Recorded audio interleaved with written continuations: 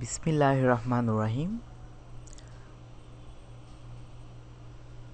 ফেসবুকের সকল ইউজার ভাইকে আমার বন্ধুদের জানাচ্ছি, বাংলাদেশ জাতীয়তাবাদী ছাত্রদল জামালপুর সদর থানার পক্ষ থেকে রক্তিম লাল গোলাপী শুভেচ্ছা। বন্ধুরা আমার, আমি কিছু কথা বলবো আপনাদের। আমাদের এখন বিএনপি প্রচারণার সবচেয়ে বড় শক্তির মাধ্যম হচ্ছে ফেসবুক। আর আমরা ফেসবুকে সঠিক জিনিসটা তুলে ধরি সারা বিশ্বের কাছে। তো আমার মনে কিছু কথা থাকে যা আমি প্রকাশ করতে চাই।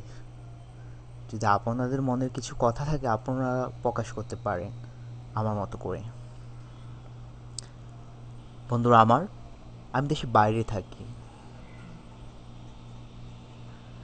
আমি বিশ্বাস করি আমার মা দুইটা, একটা গর্ভধারণীর মা, আর অন্যটি আমার মাতৃভূমি, আমার দেশ মা। যে দেশের জন্য মানুষ যুদ্ধ করে প্রাণ দিয়েছে, ৩০ লক্ষ শহীদ হয়েছে, ৩০ লক্ষ মানুষ শহীদ হয়েছে, ২ লক্ষ মা বোনের ইজ্জতের বিনিময়ে একটা স্বাধীন সার্বভৌমত্ব দেশ পেয়েছি। আজ সে দেশে সেই ১৯৭৪ যে বাকশাল কায়েম করেছিল শেখ মুজিবুর রহমান, এক নায়কতন্ত্র লক্ষ্মী বাহিনী গঠন করে ৩০,০০০ নিরীহ মানুষকে হত্যা করেছিল, সেই পথায় বাংলাদেশ আওয়ামী লীগ অগ্রসর হচ্ছে। বন্ধুরা আমার, আমি যুদ্ধ দেখিনি, আমি যুদ্ধ শুনেছি। আমি যুদ্ধে যেতে পারিনি, খুব আফসোস, কারণ তখন আমি জন্মগ্রহণ করিনি। কিন্তু বন্ধুরা, একটা কথা বলতে পারো, শেষ ভালো যার সব ভালো তার, এটা একটা কথা আছে। যখন স্বাধীনতার পক্ষে স্বাধীনতার ঘোষক শহীদ প্রেসিডেন্ট জিয়াউর রহমান তার মৃত্যুকে উপেক্ষা করে, ভয় ভীতিকে উপেক্ষা করে দেশের জন্য যখন স্বাধীনতা ঘোষণা দিয়েছিল শহীদ প্রেসিডেন্ট জিয়াউর রহমান, তার আহ্বানে গোটা বাংলাদেশ তখন ঐক্যবদ্ধ হয়। এবার একটা জিনিস, ব্যাপারটা খেয়াল করো বন্ধুরা আমার, শুধু স্বাধীনতা ঘোষণা দিয়ে সে শান্ত ছিল না, সে রণাঙ্গনে অস্ত্র হাতে যুদ্ধ করেছিল পাক বাহিনীদের বিরুদ্ধে। আর তৎকালীন তখন শেখ মুজিবুর ছিল পাকিস্তানে। জিয়াউর রহমান, যেমন দুইটা জিনিস আমি বলতে চাই। জিয়াউর রহমানের দেশপ্রেম আমাকে আমাকে আকর্ষণ করে। জিয়াউর রহমান যখন ছাত্রদল গঠিত করে, 3টি ধারা নিয়ে ছাত্রদল গঠিত করে: শিক্ষা, ঐক্য, প্রগতি। একটা জাতি শিক্ষিত থাকতে চলবে না, থাকতে হবে তাদের ভিতরে ঐক্যবদ্ধতা। ঐক্যবদ্ধতা থাকলে চলবে না, থাকতে হবে তাদের ভিতরে প্রগতি। এবং প্রগতি থাকলে চলবে না, তাদের ভিতরে থাকতে হবে, সামনের দিকে এগিয়ে যেতে হবে হাতে হাত মিলিয়ে সবার। বন্ধুরা আমার, আমি সবসময় সেলুট দিই আমাদের দেশনেত্রী, দেশমা বেগম খালেদা জিয়াকে।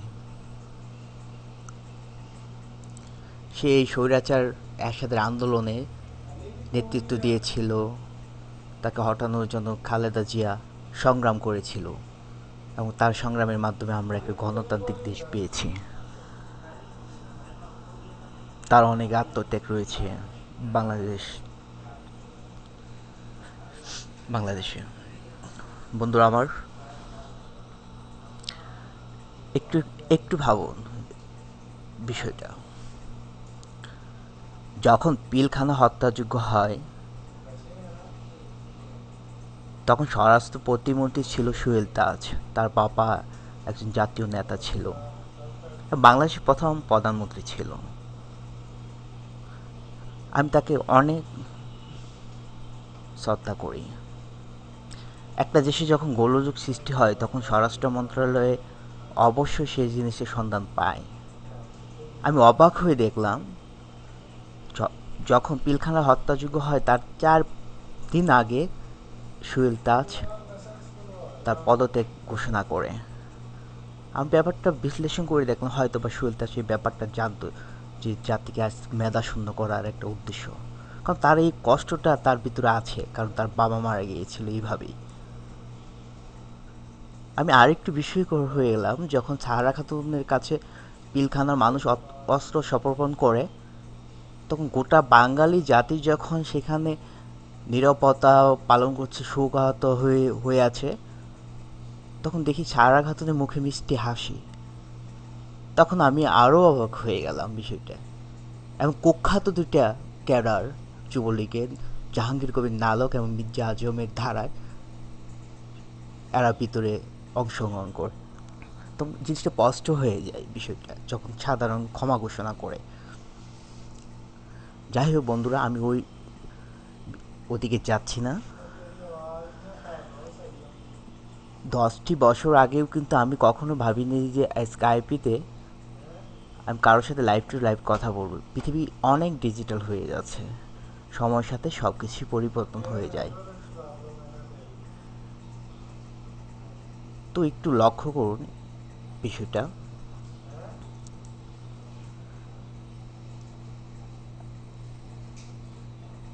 আজকে যে অবস্থান, দেশের যে অবস্থা,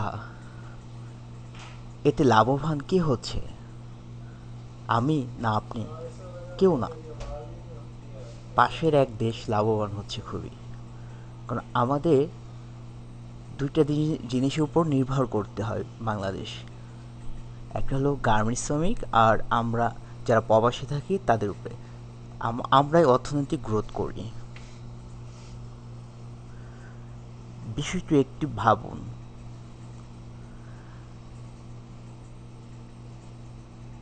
আজকে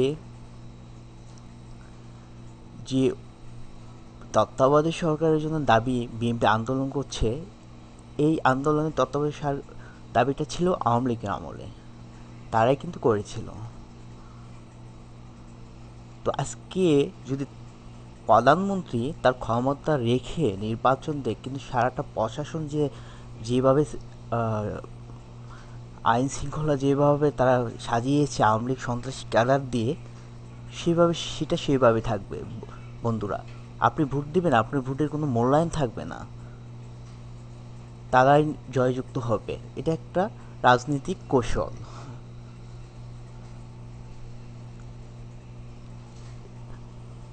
যখন 11-11 আগে শেখ হাসিনা বলেছিল নটি নাটি নটি বইটা যা কিছু আছে সব কিছু নিয়ে আসো ঢাকায়, আর আমাদের দেশমা দেশনেত্রী বেগম খালেদা জিয়া বলেছে জাতীয় পতাকা নিয়ে আসো, আবার দেশকে করতে হবে স্বাধীন।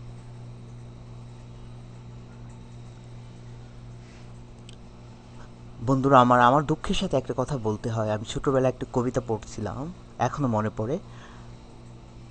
আই ছেলেরা আই মেয়েরা ফুল কুড়াতে যায়, ফুলের মালাই গলায় দিয়ে মামার বাড়ি যায়। আর এখন দুঃখের সাথে বলতে হয় কি, আই ছাত্রলীগ আই আমলীগ সন্ত্রাস করতে যায়, জুতার মালাই গলায় দিয়ে বাংলাদেশ ছেড়ে ভারত যায়। এই একটা প্রক্রিয়া শুরু হয়ে গেছে। আমরা যেন একটা ভারতের রাজ্যের পরিণত হয়ে গেছি। অবাক করার মতো কথা। সবাই রাজনীতি, নির্বাচন আগে সবাই সমাবেশ মিছিল করতে পারবে, বিরোধী দলীয় করতে পারে না। এটা গণতান্ত্রিক? এটা ডেমোক্রেসি? না একদম তো বাকশাল কায়েম করেছে। তাই বন্ধুরা, যে দেশের জন্য 30 লক্ষ মানুষ শহীদ হয়েছে, আজ সেই দেশকে রক্ষা করার দায়ভার তারুণ্যের উপর পড়েছে, আমাদের উপর। আমাদের আসতে হবে, এগিয়ে যেতে হবে সামনের দিকে, সত্যটাকে উঠিয়ে তুলতে হবে। আর ইসলাম, আমি ইসলাম প্রসঙ্গে যাব না, শুধু এইটুকুই বলবো, ইসলাম একটি শান্তির ধর্ম। ইসলাম কখনো অন্যায়কে মেনে নেয় না, অন্যায়ের কাছে কখনো মাথা নত করে না। বন্ধুরা আমার, কথা অনেক আছে, কি বলবো বলেন, কথা বলা শেষ হবে না। শুধু এইটুকুই বলতে চাই, আমি স্বাধীনভাবে যেন আমার স্বাধীন বাংলাতে আমি চলতে পারি। আমার মাতৃভূমি আমার অহংকার, আমার মাতৃভূমি আমার সব কিছু। এমন দেশটি কোথাও খুঁজে পাবে না গো তুমি, সকল দেশের রানী সেজে আমার জন্মভূমি, বসে আমার জন্মভূমি। সবাইকে ধন্যবাদ। বাংলাদেশ জাতীয়তাবাদী ছাত্রদলের পক্ষ থেকে শহীদ অমর হোক, দেশনেত্রী বেগম খালেদা জিয়া জিন্দাবাদ, তারুণ্যের অহংকার তারেক রহমান জিন্দাবাদ। সবাইকে মারুপের পক্ষ থেকে অভিনন্দন, শুভেচ্ছা।